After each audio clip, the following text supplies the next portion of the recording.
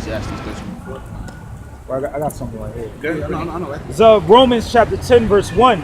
It said, "Brethren, my heart's desire in prayer to the Most High for Israel, that they might be saved. For I bear them record that they have a zeal of the Most High, but not according to knowledge." All right. You got it. Israel is going to have that zeal. Israel Let me was start again. Yeah, read it again. It's Romans 10 and 1. It said, "Brethren, my heart's desire and prayer to the Most High for Israel is that they might be saved." is that Israel. Did they? Yeah, it said, "Brethren, my heart's desire and prayer to the Most High for Israel, for Israel is that they might be saved." My heart goes out to Israel that they might be saved, because right now the so-called Negroes, Latinos, and Native Americans, right now we need to be saved. We need a savior right now, because we're getting killed and we're being oppressed and we're being basically just treated like the scum of the earth right now by all these other nations. And it's really being pushed, and who's at the head of all that is the so-called white man, which are the Edomites according to the Bible.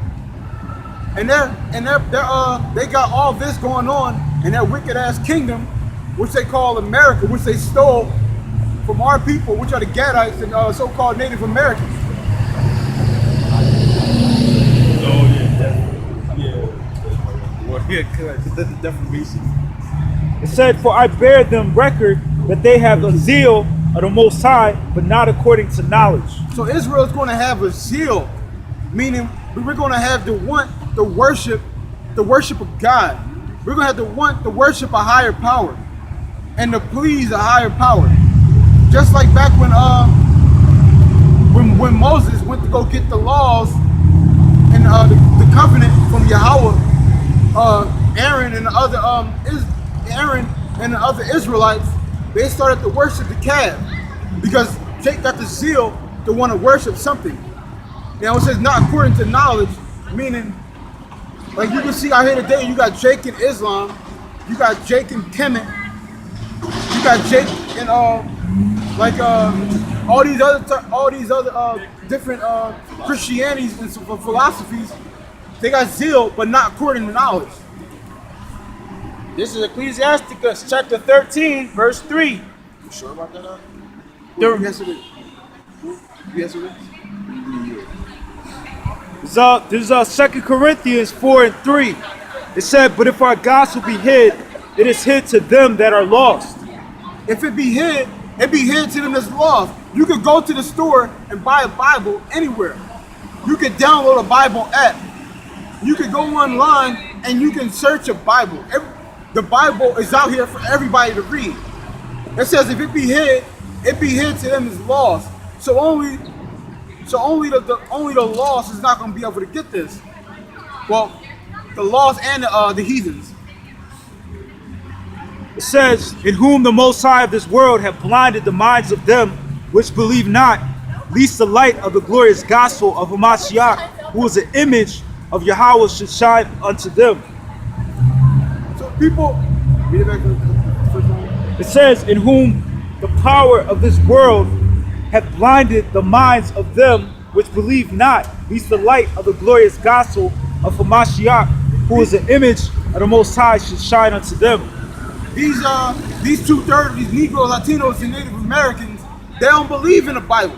They don't believe in Yahweh Bashim Yahushua. They've been blinded for their treachery. They've been blinded for it, and they're not going to believe until they come back. Until they come back and be reborn again, they're not going to believe. They're not going to serve. They're going to keep serving under these devils and these heathens and doing what they want to do. They're not going to believe on this end. More next, I got some. No, I had one or two. Amos 3:6. This is Amos chapter, I'll start at verse 7. It says, "Surely the Lord power will do nothing, but he revealeth his secrets, so like his secret unto his servants, the prophets." He revealed his secrets unto the prophets. Because the scriptures say the secrets of the secrets of the Bible is going to be given to them to believe. Roughly paraphrasing, his prophets, his prophets is our prophets in this life, and in the life before that, and then the life before that, and then the life before that. In all these lives, we lived regular lives, and then eventually came back under the Lord and followed the laws and had faith. And then every time we had understanding of the Bible, and we understood what was going on in the world, and we preached this word. Fine. Well, I got a scripture just to push that point real quick, because see, the whole charge of pushing this word, it was only given to a small, we keep having to say that, only a small elect few is going to be given this word. This is the book of 2 Timothy chapter 3, starting at verse 16, and it reads, all scripture is given by inspiration of God. So from the door, like the brother just got done saying, you can get a Bible damn near anywhere. You can download a Bible app. But if the Lord did not give you the understanding of these scriptures, it doesn't matter how much you want to study them, it doesn't matter how much you want to dig into them, you're never going to get it. The Lord got to give it to you. 2 Timothy 3:16 again. All scripture is given by inspiration of the Most High, and is profitable for doctrine, for reproof, for correction, for instruction in righteousness. And guess what? Only his saints, only the elect were given the charge to actually even push instruction. All right? That's what we're out here doing. We're pushing instruction. Verse 17. That the man of God, Ecclesiastes, that the man of God may be perfect, thoroughly furnished unto all good works. So everything that we're pushing is for the man of God. Who is the man of God? That's the elect, all right? That's the elect man who the Most High chose. That's who we're out here pushing this word for, okay? That's who this instruction is for. It's for the men of God, the people of the Most High, the elect, all right? Sirach chapter 14, verse 21. He that considereth her ways in his heart shall also have understanding in her secrets. He that considereth following these laws, statutes, and commandments. It says, he that considereth her ways in his heart shall have understanding in her secrets. He that follows these laws, statutes, and commandments and believing on the Bible, that her is talking about the Bible, and believing in Yahweh Bashim Yahushai, is going to have understanding in all things. Because you got people out here, they pray every day talking about some God, why'd you kill this person? God, why'd you kill this person? Why'd you kill that person? God, why is my life so messed up? God, why did I lose my job? God, why did this happen to my cousin? These people don't understand because they don't know, because they're not in the scriptures. They're not following the Bible. If they did, they would understand that everything that is happening is in the Bible, and you can just, if you got ears and eyes to see and hear, you would understand what's going on.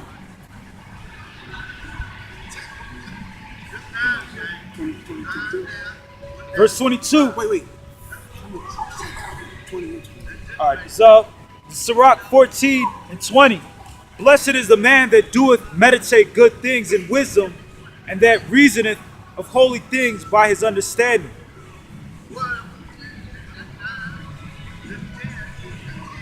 All right, we read it again. It says, blessed is the man that doeth meditate good things in wisdom. And blessed is the man that meditate on these scriptures and doing good things. And what are good things? Doing the Lord's work. Prophesizing unto his people. Feeding his flock. That's doing the good things. You're prophesying on doing good things. You're meditating on doing good things. You wake up, you're thinking about these scriptures. You're going to. Now I was saying your focus is being a man of the Lord, a godly man. Your focus is on these scriptures and being a man in the Lord. Not to mention, there's nothing else out here anyway for us to do, especially if you're an Israelite, because this whole kingdom is against us anyway. And the only way to even get further in this kingdom is to take an L and to sell out. And ultimately, we know that's going to lead to your destruction. Because these devils out here, you can't trust them. They built this whole thing up to destroy us. That's what this whole kingdom is about. It was brought together to keep us low and to put them up high and to keep it that way. Ecclesiasticus. This is Ecclesiasticus chapter 13, verse 3. Verse 4. If thou be for his profit, he will use thee. But if thou have nothing, he will forsake thee. If thou be for his profit, he will use thee. So if you doing things that are good for the world, the so-called white man and these heathens, if you're doing things that are good for them, they're going to be for it. They'll be all for it if you're doing things that are good for them. If you got these so-called black people out here, when they killing each other, and it's for the when they killing each other, they love that. When they are selling drugs, they love that. When they getting drunk and fighting each other, they love that. Anything they doing outside these scriptures, they love it. It's because it's for their profit. Us staying in a docile state and not in these scriptures, it's for their profit. It's keeping their kingdom afloat.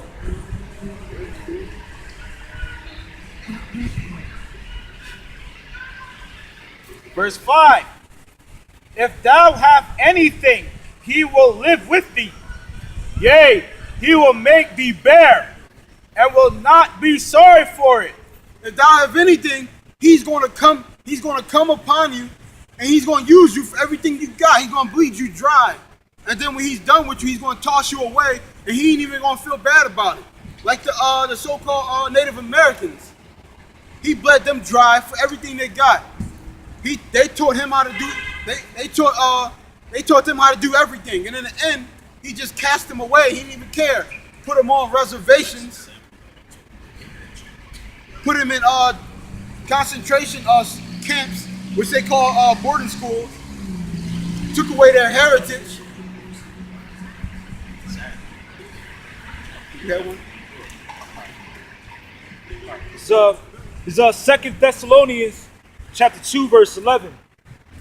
And for this cause the Most High shall send them strong delusions, that they should believe a lie, that they all might be damned who believe not the truth, but had pleasure in unrighteousness. Read that again. It's 2 Thessalonians 2 and 11.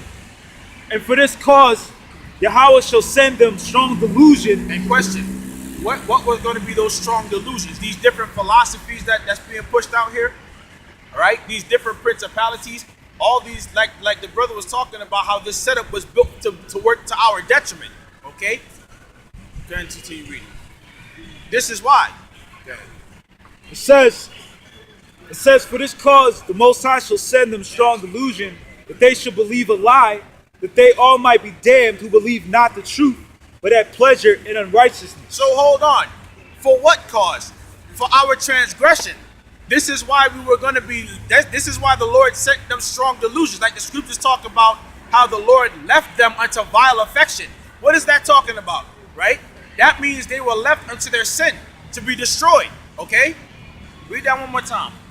One more time. I gotta get that. It said that they all might be damned who believe not the truth, but had pleasure in unrighteousness. From the top, I mean. Oh, slightly. And for this cause, Yahweh shall send them strong delusion, that they should believe a lie. Yep. That they all might be damned who believe not the truth, but have pleasure in unrighteousness. That have pleasure in unrighteousness. Like, what's the perfect example of that? Like the brother just got done giving you examples. Fighting one another over dumb shit, destroying your temple, smoking all these different fucking cigarettes and all this abominable shit that y'all eating, pork and shrimp and fucking oysters and fucking lobster and all that shit. That's abominable, okay? And that stuff was never meant for us to consume. Getting tattoos all over your body and shit. Committing adultery. That's that wickedness that we're basically being smitten for. 16 Get, too. better yet, also get Baruch 4 and 6. So ultimately, we were led here, you know what I'm saying? We were given those strong delusions, well, the 2/3, I should say, were given those strong delusions, like the scriptures say, so that they will be damned that don't believe. The Lord don't want them to be a part of this right here, okay? They're not pushing no word, they're unprofitable. What you got, Aki? Yeah, you said Sirach 15:2. Sirach 15:2. Sirach 15:2? Esdras, second Esdras 15 Second 2. Esdras, okay. Can you get Baruch chapter 4 and start up probably at verse 5? So, 2 Ezra 15:2, and cause them to be written in paper, for they are faithful and true. So, verse 3, it said, fear not the imagination against thee, let not the incredulity of them trouble thee that speak against thee. For all the unfaithful shall die in their unfaithfulness. For all the unfaithful, read that again. Salakia, 2 Ezra 15:4. Right. It said, for all the unfaithful shall die in their unfaithfulness. For all, so what does that go to show you? Once again, by the 2/3 getting these delusions, you see what I'm saying? By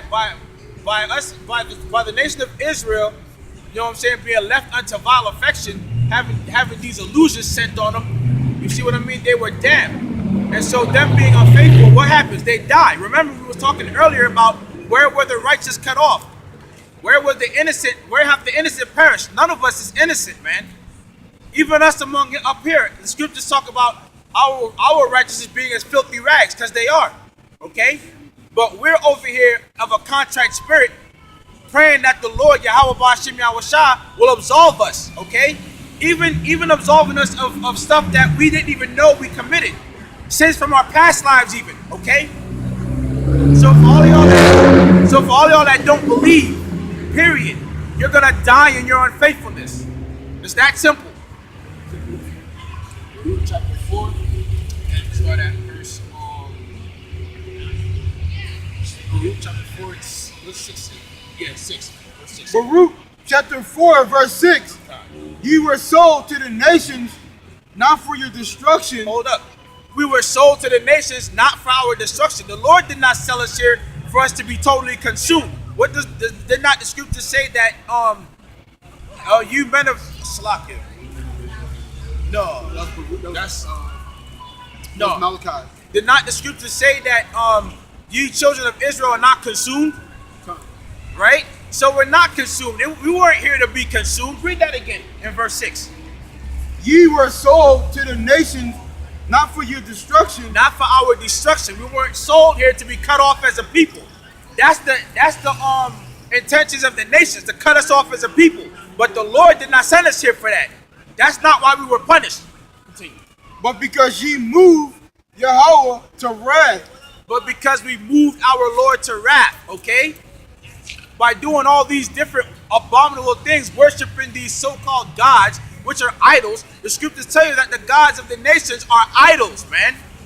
They're idols. They don't speak. Neither can they hear. But we worship them. Continue that. You were delivered unto the enemies, for ye provoked him that made you by sacrificing unto the devils. That's it. There and it not is. to Yahweh. That's it. By sacrificing unto devils, man.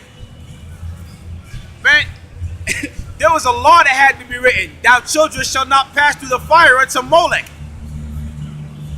You see what I'm saying? All these wicked things that we were doing, man.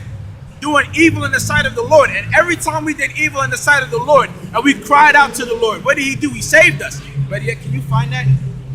Can you find all those, find them accounts? Let me see real quick. They did evil in the sight of the Lord. We gotta find out. Yeah, sure.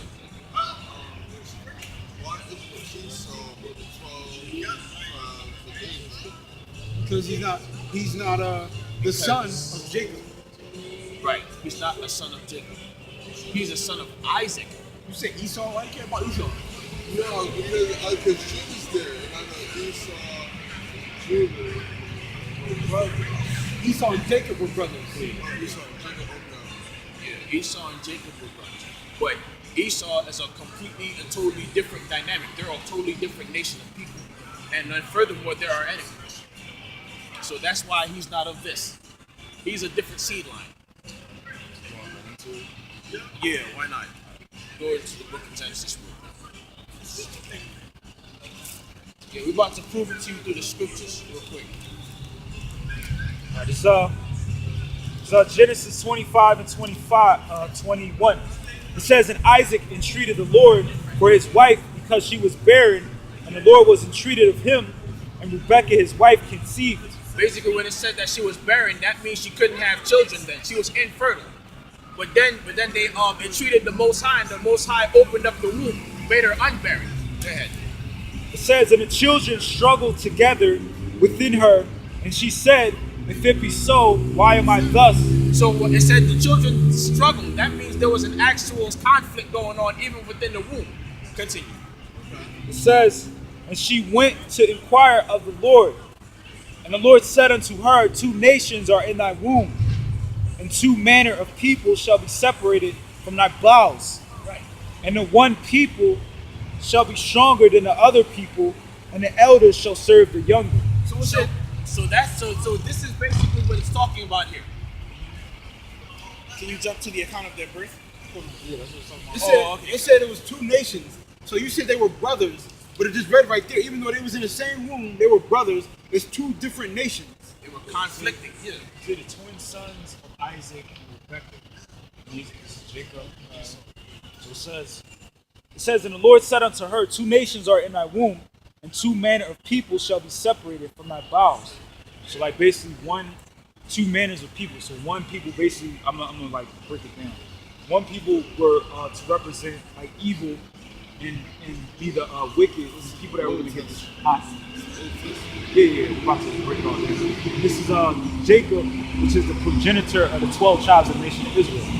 They're basically supposed to represent the righteous. They're the ones who the Most High gave his laws to Moses to give to the Israelites. That's the father. So it says, and the Lord said unto her, 2 nations are in thy womb, and 2 manner of people shall be separated from thy bowels, and the one people shall be stronger than the other people, and the elders shall serve the younger. So it said one people shall be stronger than the other people. So the Israelites are going to be stronger than the Edomites. And it says the elders shall serve the younger. And it's about to get into how the first came out red, which would be Esau. So I'm going to read it right now. It says, and when her days to be delivered were fulfilled, behold, there were twins in her womb. And the first came out red all over like an hairy garment, and they called his name Esau. Like Joshua, wasted away. That's this guy. You see what I'm saying? And when that child came out, there was no pigmentation on his skin. So when he came out, you see what I'm saying? The father looked at the child and said, like Joshua. In the Hebrew, that means that's Esau, wasted away. Continue. Says He was wasted away because he didn't have any melanin on his skin. Like you see the so-called white people today, they don't have any melanin. Their skin is translucent. You can see the blood through their skin. Because they're not really white, they're red. And you can see the blood. Yeah. it says, and after that came his brother out, and his hand took hold on Esau's heel, and his name was called Jacob. And Jacob is in the Hebrew Yaakov, which means planter. And Isaac was 80 years old when she bare them. All right, so basically that's where the dynamic comes from.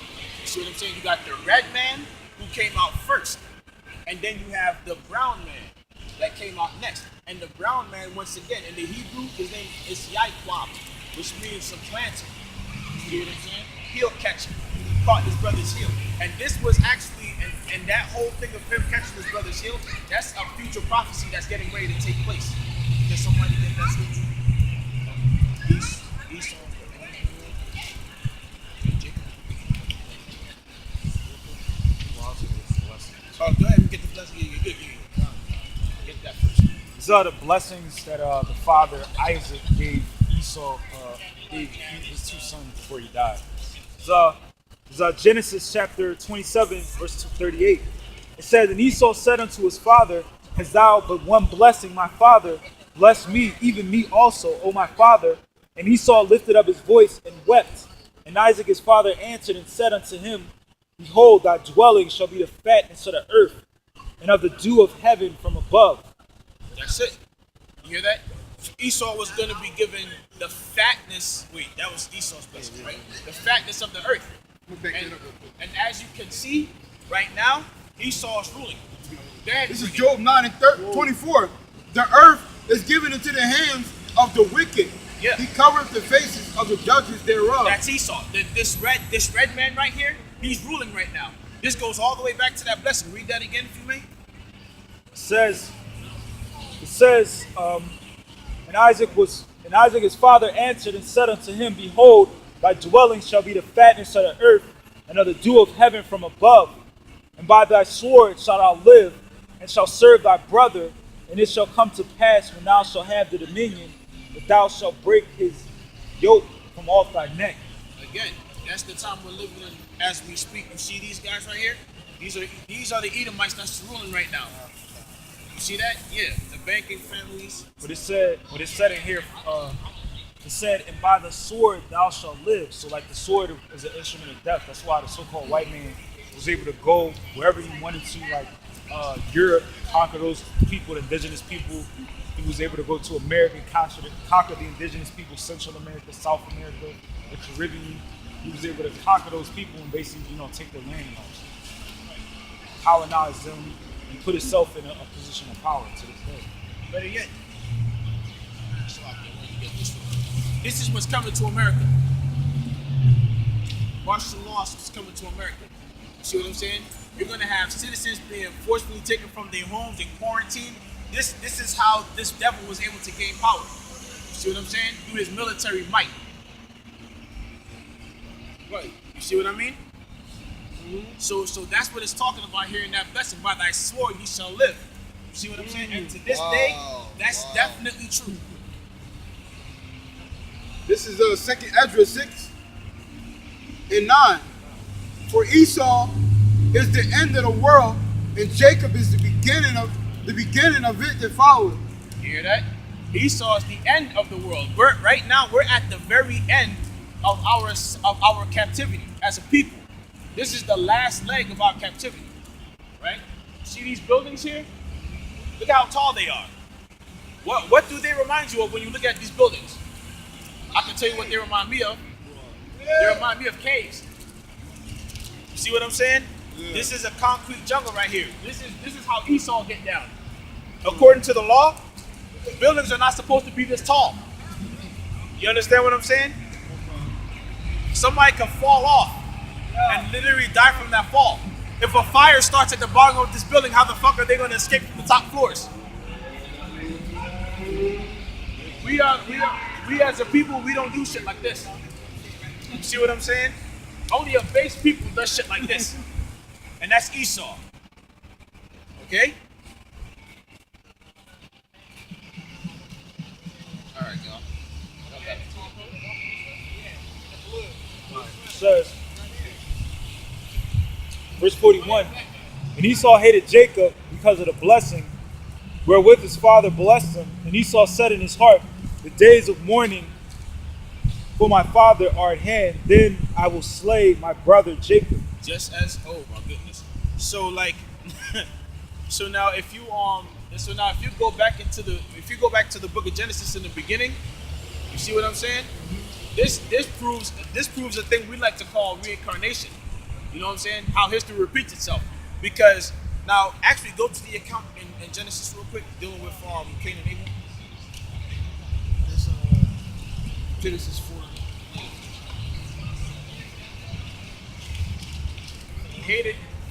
Esau hated Jacob because of his blessing, right? But now listen to what happened with Cain and Abel. Showing you that this whole thing is repeating itself again. Got it? All right. It's Genesis 4 and 8. And Cain talked with Abel his brother, and it came to pass, when they were in the field, that Cain rose up against Abel his brother and slew him. And the Lord said unto Cain, where is Abel thy brother? And he said, I know not. Am I my brother's keeper? Right. And he said, what hast thou done? The voice of thy brother's blood crieth unto me from the ground. You hear that? Read that one more time. It says, and he said, what hast thou done? The voice of thy brother's blood crieth unto me from the ground. Now, just to give you the context, right? Earlier in this scripture, when they went to sacrifice unto the Lord had respect on Abel's sacrifice, right? But not on Cain's sacrifice. So Cain was pissed off at his brother Abel, rose up and slew him in the field. He killed him. And so when the Lord asked Cain about his brother's whereabouts, he lied to the Lord. He said, "No, I have no idea. Well, fuck, what am I? Am I my brother's keeper? Am I supposed to take care of this boy?" Like, that's what he said to the Lord. And so the Lord said, "Well, wait a minute. What did you just do? His blood crieth unto me from the ground." Meaning that, yeah, he could actually, meaning that he heard the cry of Abel after he was slain. You see what I'm saying? So this is what the Lord did to Cain. It says, and now art thou cursed from the earth, which has opened her mouth to receive thy brother's blood from thy hand. When thou tillest the ground, it shall not henceforth yield unto thee her strength. A fugitive and a vagabond shall thou be in the earth. Okay. A fugitive and a vagabond shall not be in the earth. Now, if you know anything about how America operates, they're everywhere.